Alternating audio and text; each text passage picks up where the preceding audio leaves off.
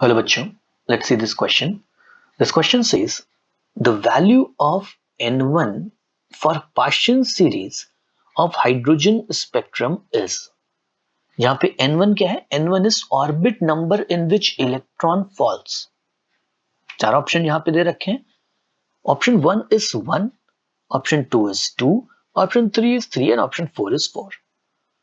सबसे पहले इस क्वेश्चन को कैटेगराइज करते हैं कि किस चैप्टर से है और इसमें लगने वाला की कंसेप्ट क्या है. So, ये जो क्वेश्चन है ये एटॉमिक स्ट्रक्चर से पूछा जा रहा है. ओके, सो ये एटॉमिक स्ट्रक्चर से पूछा जा रहा है और इस क्वेश्चन में लगने वाला जो की कंसेप्ट है जिसको यूज करके हम इस क्वेश्चन को सॉल्व कर सकते हैं वो है knowledge about hydrogen spectrum. Knowledge about hydrogen spectrum. Hydrogen spectrum कैसा होता है? एक एटॉमिक स्पेक्ट्रम. ओके, जहां पे वेरियस कलरफुल लाइंस मिलती हैं हमको separated by some dark spaces and वो जो लाइंस है वो डिफरेंट रीजन में फॉल करती है. सो क्या ऑब्जर्वेशन मिलता है हमको, कैसा स्पेक्ट्रम होता है? सो सपोज ये एक लाइन मिली, इसके लिए n इक्वल टू 1 होता है और हम बोलते हैं कि ये लाइन है लाइमन सीरीज में. This line corresponds to Lyman series. Okay, इसी तरीके से और भी डिफरेंट डिफरेंट लाइंस हमको मिलती हैं. n इक्वल टू 1 हो गया, n equal to 2, n equal to 3, 4, 5, 6 like this. ठीक है, एंड ये जो ईच लाइन हमको मिल रही है they corresponds to a specific series. जैसे n equal to 1 which is the ground state by the way, it belongs to Lyman series.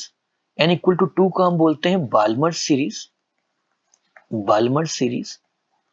3 हो गया पाश्चन सीरीज. पाश्चन सीरीज. 4 हो जाता है Brackett. Brackett series. Lyman Balmer Paschen Brackett Pfund. Pfund series. और इसके ऊपर होती है हम्फ्री सीरीज. सो इतनी तो सीरीज होती है यहाँ पे, Lyman Balmer Paschen Brackett Pfund Humphreys. ये जो डिफरेंट डिफरेंट सीरीज है डिफरेंट डिफरेंट रीजन में लाई करती है. जैसे लाइमन सीरीज किस में लाई करती है? वो लाई करती है यूवी रीजन में. बाल्मर सीरीज की कुछ लाइंस विजिबल रीजन में लाई करती है. पाश्चन, ब्रैकेट, फंड, हम्फ्री ये सब इंफ्रारेड रीजन में लाई करती है. हम्फ्री फार इंफ्रारेड रीजन में है बट वो भी इंफ्रारेड का ही पार्ट है. सो पाश्चन, ब्रैकेट, फंड, हम्फ्री ये सब इंफ्रारेड रीजन में लाई करती हैं.